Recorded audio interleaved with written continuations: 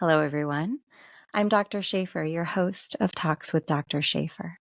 I'm a physician, mom, life coach, musician, author, publisher, and I am passionate about using storytelling as a tool to help you reclaim your story and build your most beautiful future. Thank you so much for joining me today for this short talk on Talks with Dr. Shafer. And today's talk is called Habits and Hot Dogs. My daughter loves hot dogs. It's her go-to ask when she's really hungry and wants something quick to eat. It's very convenient and filling, and she loves the taste. It is also not the healthiest choice for her. Hot dogs had become a habit, a go-to snack that she associated with relaxing, feeling satisfied and happy at home after a challenging day at school. And we all know about habits. As hard as they may be to make, they are even tougher to break. But due to concerns for her health regarding reported risks of processed meats, I started to introduce healthier options, as well as vegetarian hot dogs. She couldn't tell the difference in taste, but did protest a bit initially over her lost love of hot dogs. But within a few days, she told me she wanted to switch to healthier options. And she really enjoyed choosing foods that were not only delicious, but also were healthy and more ethically in line with her beliefs and values. She decided that cutting back on meat made sense to her, especially highly processed products, and those coming from large-scale butchers and food processing plants. I couldn't help but reflect on my own journey with food and choosing my own diet, and how that had evolved over my lifetime. I had been a vegetarian for 6 years when I was younger, very happily.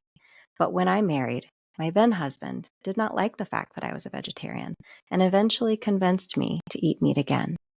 Controlling what I did or ate was a theme in our relationship. I was never really happy with myself about having made that choice to stop being a vegetarian. But I did what we as humans tend to do. I justified it to myself and to others. I made excuses for why maybe it actually made sense. Maybe it was healthier, as he had insisted. And even after we separated and divorced, many years later, I continued to eat meat. As I felt more and more myself in the aftermath of our separation, however, I ate less and less meat, until one day I decided to stop eating meat altogether. About a week after making this shift, it dawned on me. I was so happy that I had returned to being a vegetarian, what I had always preferred to be, but had stopped doing out of a habit, and one that I didn't even like or enforce upon myself initially. But habits are like that. They can be like a Trojan horse, inserted into your life with soldiers infiltrating your thoughts and days without you even realizing that they have invaded. After I chose to return to the food lifestyle that was most aligned with my beliefs and desires, it really hit me how many habits we exercise every day that don't even belong to us, that don't fit in with how we want to live our lifestyle. How many small things was I doing every day, working actively, albeit subconsciously, against myself? By my daughter choosing healthier options, a veggie dog or another healthier snack instead of a hot dog, she realized that her habit of eating hot dogs wasn't really the thing that was bringing her joy, and that eating the hot dog, in fact, did not align with her values and beliefs. It was just a habit. By my cutting out meat altogether in my diet, I realized that I was simply returning to the food lifestyle that I had chosen back during a time in my life where no one was telling me what to do or how to eat, and I was choosing based on what reflected my beliefs and my values. My choice. I'd returned to a place in my life where I again had the autonomy to choose for myself. My diet, my exercise routine, what I chose to drink or not drink, how I chose to use my time, how I chose to prioritize my rest and sleep, my education, my work.